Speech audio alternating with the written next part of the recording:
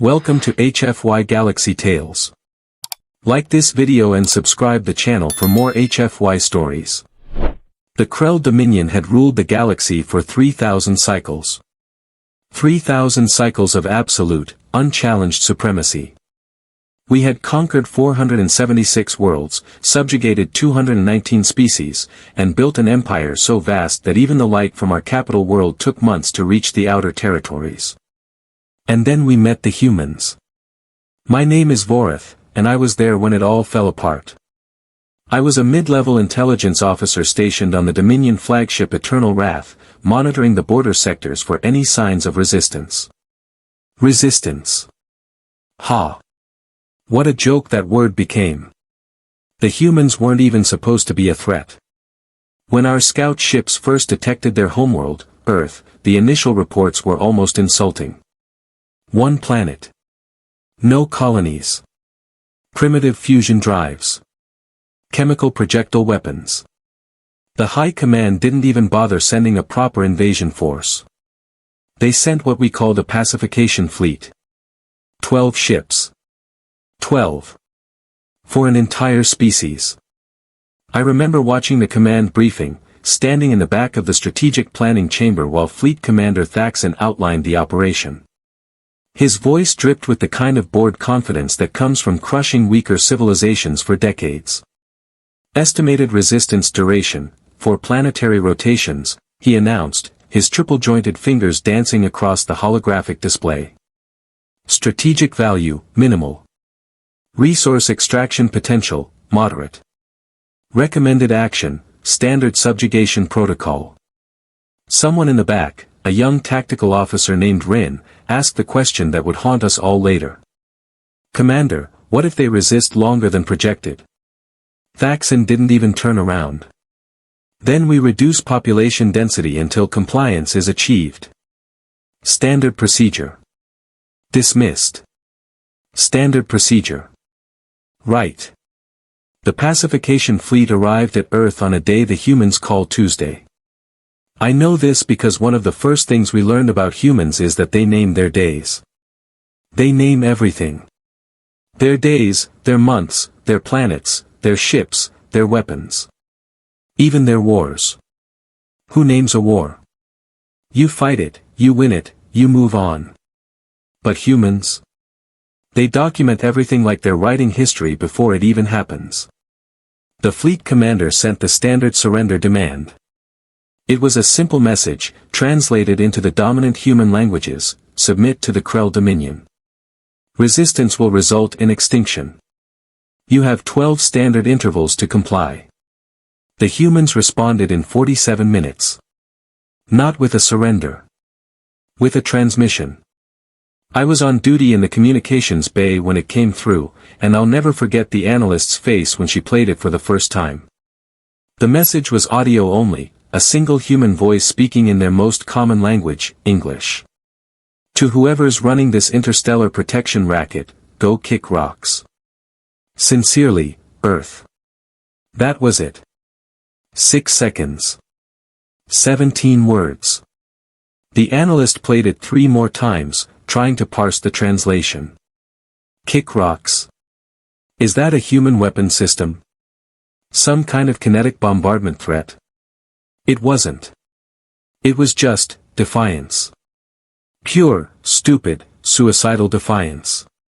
The fleet opened fire 6 intervals later. What happened next shouldn't have been possible. Our initial bombardment targeted their major population centers, military installations, orbital infrastructure. Standard opening move. Soften them up, break their will, force surrender. Except Earth had something we'd never encountered before. Not shields. Not some advanced defensive grid. They had spite. And one extremely angry human named Marcus Webb. Marcus Webb wasn't a general. Wasn't a politician. According to the intelligence files we pulled later, he was a cargo pilot. A civilian. He transported supplies between Earth and their small lunar mining operations. When our bombardment destroyed his home city, killed his family, and vaporized half the planet's infrastructure, Marcus Webb did something completely illogical. He stole a military spacecraft. Not just any spacecraft. A prototype. Something the humans had been developing in secret, because apparently even pre-contact civilizations know enough to hide their best toys. It was called the Valkyrie, and it was the most insane thing I'd ever seen. The humans had strapped a fusion reactor, 3 missile banks, and a railgun system onto a frame that looked like it was held together with optimism and prayer. The thing shouldn't have flown. Our engineers later calculated that the power-to-mass ratio alone should have torn it apart during acceleration. But Marcus Webb didn't care about engineering specifications. The first Dominion ship went dark 18 intervals after the bombardment began. The destroyer Relentless just stopped responding. No distress signal. No status update. Just silence. Fleet Commander Thaxon assumed it was a malfunction. Probable reactor failure, he noted in the log. Dispatch recovery team. The recovery team found the Relentless tumbling through space with a hole punched clean through its reactor core. Something had come in fast, too fast for point defense systems, and put 3 railgun slugs directly into the power plant. Surgical. Precise. Impossible for a species that barely understood fusion containment. Equipment malfunction, Thaxon declared. Continue operations. The second ship, the cruiser Dominus, vanished 6 intervals later. This time there was a distress signal. 3 seconds of screaming, then static. That's when we detected the Valkyrie. It showed up on scanners like a ghost. The humans had somehow figured out how to mask their energy signature, make their tiny prototype fighter red like background radiation until it was already on top of you. And Marcus Webb, cargo pilot turned one-man insurgency, was flying that thing like it was an extension of his own body. He hit the carrier Victorious next. Came in from above the orbital plane, where nobody expects an attack because it wastes fuel and makes no tactical sense. He fired every missile he had in a spread pattern, forcing the Victorious to choose, take the hits or maneuver. They maneuvered directly into the debris field from the Relentless. Debris moving at orbital velocity is just as deadly as a missile. The Victorious lost structural integrity and broke apart. 4 ships down. 8 remaining. And Fleet Commander Thaxon finally understood he wasn't dealing with equipment malfunctions. All ships, combat alert. Locate and destroy the hostile craft. Authorization to use lethal force. As opposed to what? The lethal force we'd already been using on their planet? I wanted to laugh. Or scream. I wasn't sure which. The remaining 8 ships spread out, activated full sensor sweeps, powered up point defense grids. They were ready. Professional.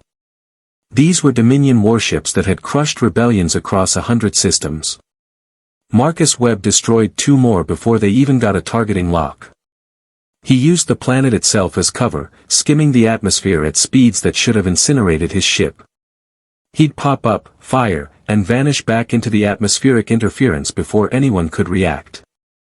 The frigate Striker and the destroyer Vengeance both went down to this tactic, their crews dying before they even saw their attacker. 6 ships left. And that's when Thaxon made his fatal mistake. Disengage from orbital zone. Reform at high anchor. Prepare planetary bombardment. If we can't pacify this world, we'll sterilize it. I remember the exact moment those orders came through. I was monitoring communications, watching the fleet pull back to bombardment range. Standard Dominion doctrine: if locals prove troublesome, remove the locals. Problem solved. Except Marcus Webb had other plans. Our sensors picked up a massive energy spike from Earth's surface. Not weapons fire. Something else. Something insane. The humans had taken every nuclear weapon they had left, every fusion bomb, every thermonuclear warhead that survived our initial attack, and loaded them onto rockets. Dozens of rockets. All launching simultaneously. Tactical assessment. Thaxton demanded. The weapons officer looked confused. Sir, trajectory analysis suggests, they're not targeting our ships. They're targeting empty space. Empty space. Affirmative. Detonation points form a spherical pattern around our formation. No direct threat to fleet assets. Thaxton actually laughed. They're trying to intimidate us with fireworks. Pathetic. Proceed with bombardment sequence. The nukes detonated right on schedule. Dozens of fusion reactions creating a temporary sphere of radiation, electromagnetic interference, and superheated plasma. And in that exact moment, when our sensors were blinded by the blast effects, when our communication was scrambled by the EMP, when every ship was temporarily isolated and confused, Marcus Webb struck. He came through the radiation cloud like death itself. The Valkyrie's hull was scorched, half its systems were offline, and according to our post-battle analysis, Marcus Webb himself had absorbed enough radiation to kill a normal person 3 times over. He didn't care. He put railgun rounds through the engines of 3 ships in rapid succession. Crippled them. Left them drifting. Then he turned on the flagship. I was there. In the command center of the Eternal Wrath.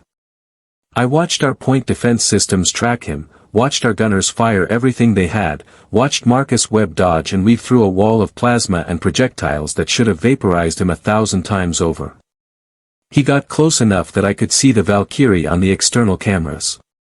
Close enough to see the carbon scoring on its hull, the missing armor plates, the jury-rigged repairs. Close enough to see the small piece of text painted on the side in human letters. For Emma. Later, I learned that was his daughter's name. She died in the first bombardment. Age 7. Marcus Webb fired his last missile directly into our primary communications array.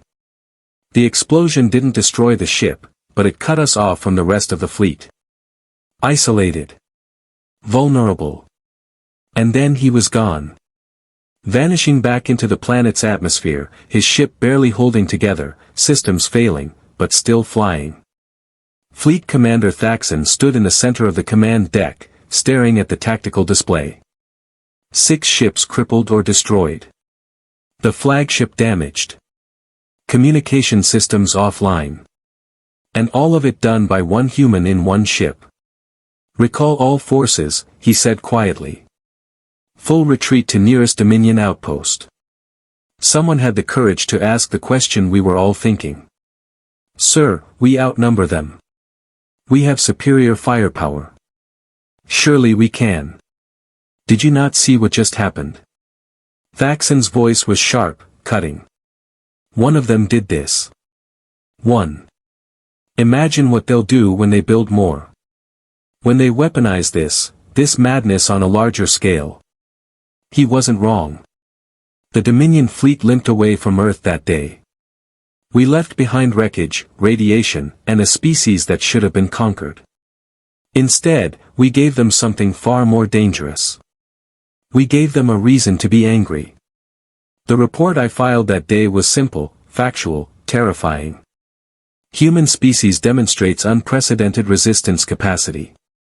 Recommend immediate reclassification to extreme threat level. Recommend quarantine protocols. Recommend non-engagement. High Command ignored it. Of course they did. The Krell Dominion doesn't retreat. Doesn't surrender. Doesn't show weakness. Instead, they sent the Second Fleet.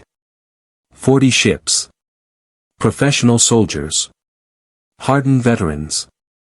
And by the time that fleet arrived, the humans had reverse-engineered our technology, built their own warships, and Marcus Webb had trained 200 pilots in his tactics. The Second Fleet lasted 6 planetary rotations before requesting emergency evacuation. But I'm getting ahead of myself. That's part 2 of the story. The part where one human's defiance became a species-wide rebellion. The part where the Krell Dominion, masters of 476 worlds, learned what happens when you back a human into a corner. The part where Marcus Webb went from cargo pilot to the most wanted being in the galaxy. And the part where I, Intelligence Officer Vorith, defected to the human resistance and helped bring down an empire that had stood for 3,000 cycles. Because if there's one thing I learned from watching Marcus Webb fight impossible odds with a broken ship and nothing but rage keeping him alive, it's this: never, ever underestimate spite. The Second Fleet arrived at Earth exactly 43 cycles after the First Fleet's humiliating retreat. 43 cycles. That doesn't sound like much time, does it? For most species, 43 cycles is barely enough to repair infrastructure, treat the wounded, maybe start rebuilding. Humans aren't most species. I was still assigned to intelligence analysis when the Second Fleet deployed, though my security clearance had been quietly downgraded after my report recommending we leave Earth alone. Apparently, suggesting the Dominion avoid a fight is considered defeatist thinking. Who knew? Fleet Marshal Corvin commanded the Second Fleet. Unlike Thaxon, who treated the first engagement like a minor pest control operation, Corvin actually read the reports. All of them. Including mine. He even called me into his office before departure. "Officer Vorith," he said, gesturing to a chair with one of his 4 arms while the other 2 manipulated a data tablet. "Your assessment of the human threat level is either brilliant or career suicide. I haven't decided which."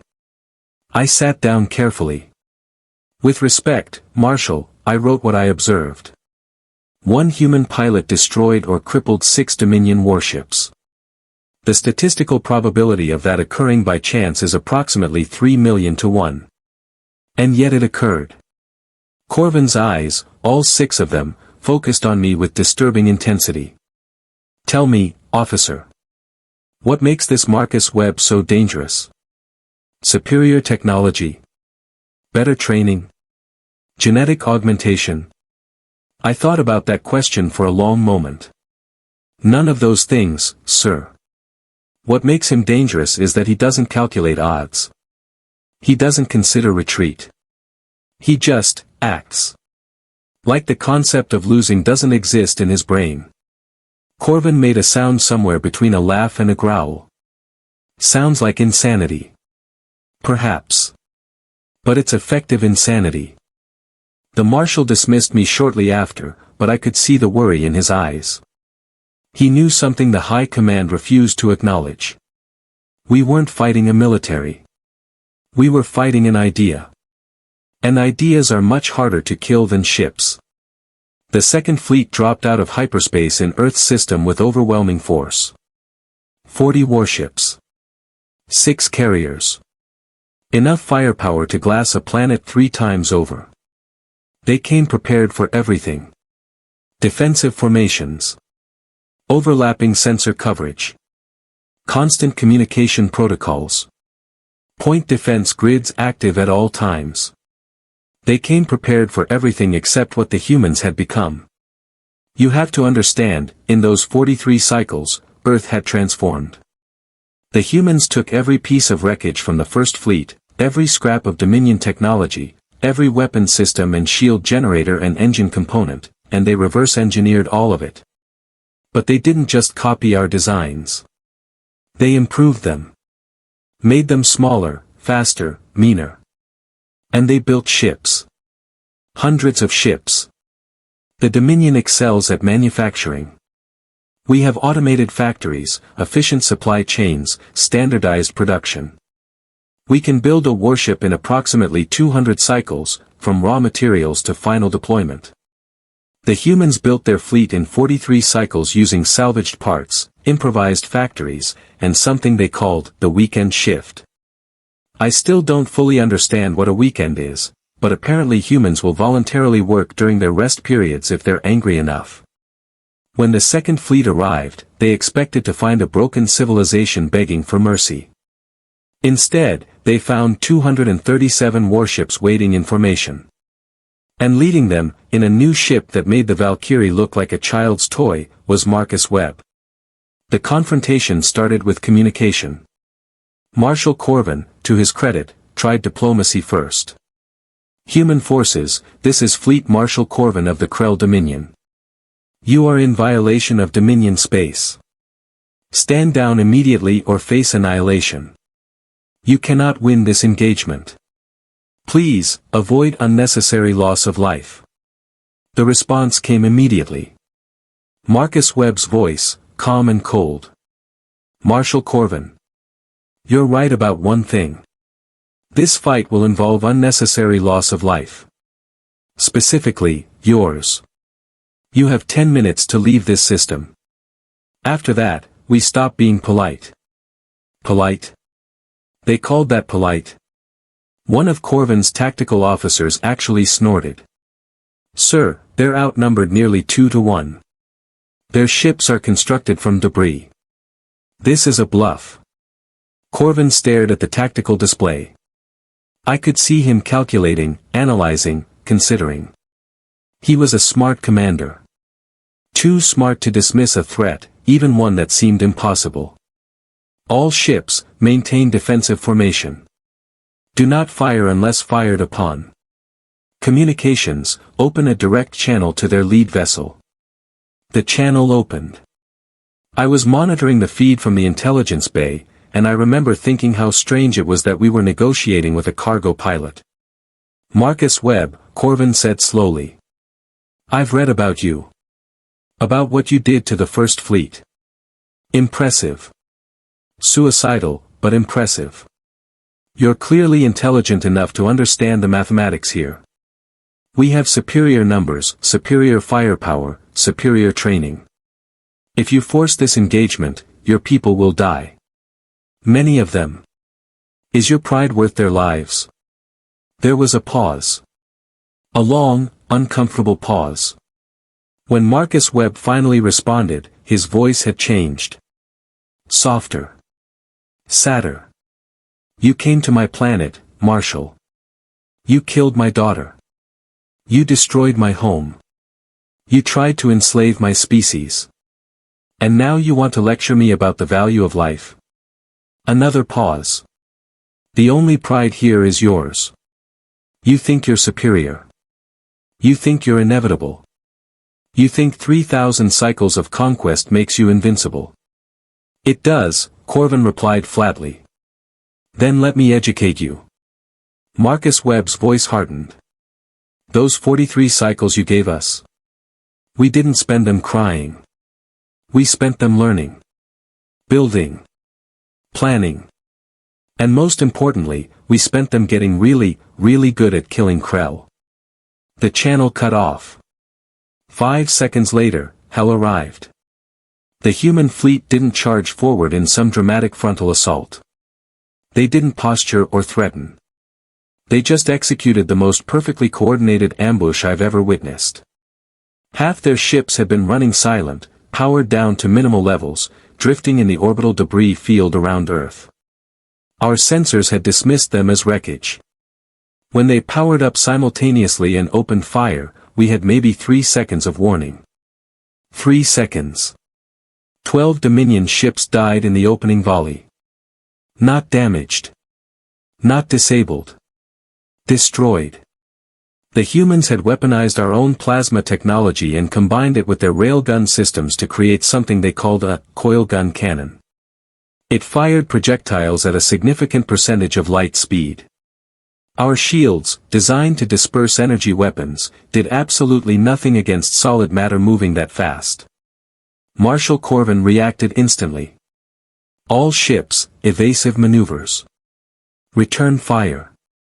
Fighter wings deploy. Combat formation Delta. But the humans were already moving. Their ships were smaller than ours, more maneuverable, and piloted by people who'd spent 43 cycles training for exactly this moment. They wove through our formation like water through cracks, targeting engines, weapon systems, command decks. Surgical strikes. Precise. Devastating. And Marcus Webb was everywhere at once. His new ship, which he'd named the Reckoning, was a monster. Twice the size of the Valkyrie, armored with layered Dominion hull plating, armed with enough weapons to qualify as a mobile fortress. But it moved like a fighter. Fast. Aggressive. Unpredictable. He went straight for our carriers. Carriers are the backbone of any Dominion fleet. They hold the fighter craft, the support vessels, the repair systems. Destroy a carrier and you cripple fleet operations. But carriers are also the most heavily defended ships in the formation. Point defense grids, shield arrays, escort frigates. Getting close enough to damage one should be impossible. Marcus Webb did it anyway. He came in from below, using the planet's gravity well to slingshot himself into the formation at speeds that should have liquefied a human body. He fired missiles ahead of him, creating a screen of explosions that blinded sensors and forced the escorts to scatter. Then he was through, his coil gun cannons hammering the carrier Infinite Victory's reactor shielding. The carrier didn't explode. It just stopped. Dead in space. Powerless.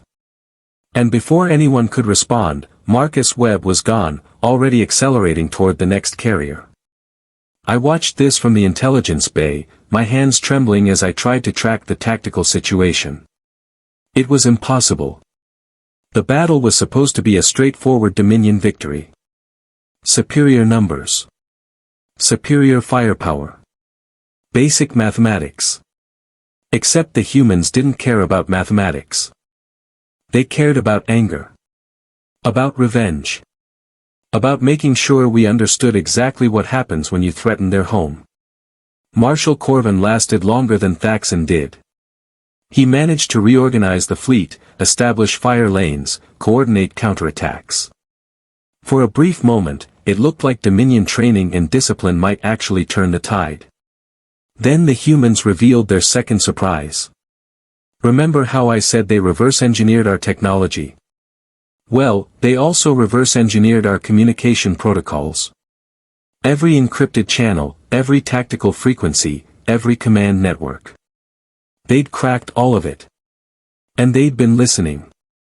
When Corvin ordered the fleet to concentrate fire on the human flagship, trying to eliminate Marcus Webb and break human morale, his orders were intercepted. Decoded.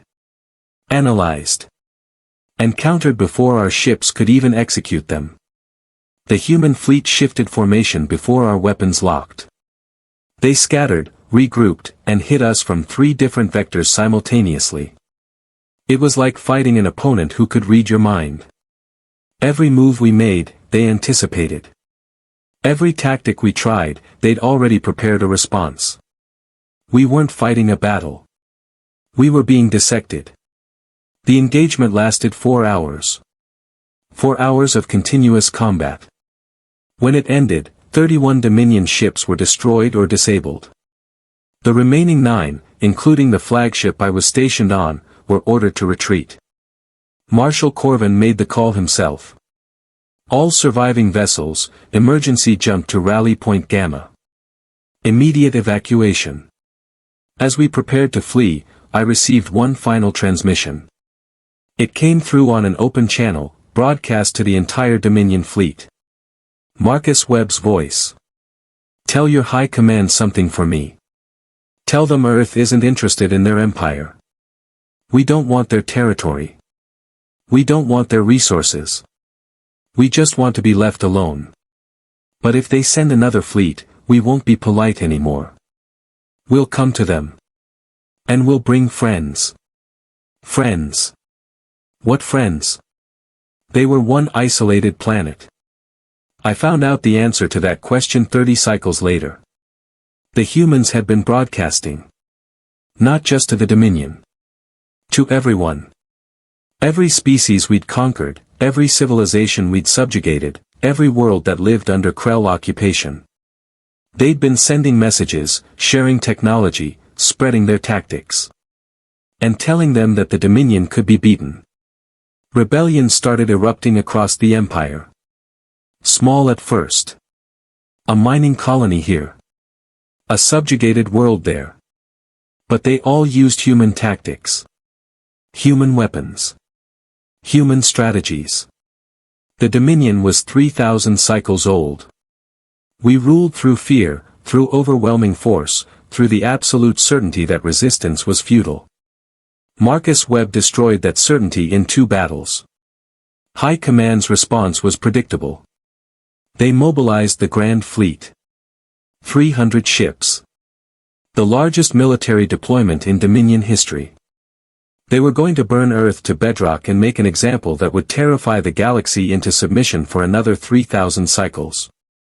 I defected 3 cycles before the Grand Fleet departed. I couldn't do it anymore. Couldn't serve an empire that was so blind, so arrogant, that it would rather destroy itself than admit one simple truth: humans don't surrender. They don't submit.